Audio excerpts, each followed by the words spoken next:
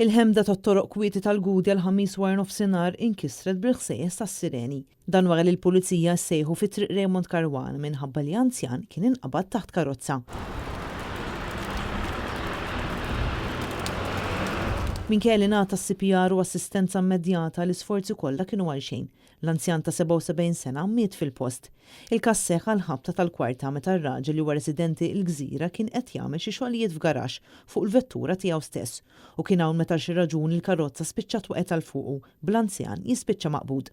Immedjatament fil-post issejħu l-Protezzjoni Ċivili kif ukoll tim medku sabiex jagħtuh l-ewwel għajnuna, iżda sfortunatament ma rnexxilhomx isalvawh bil-ġrieħi sejri li ġarrab ikunu fatali.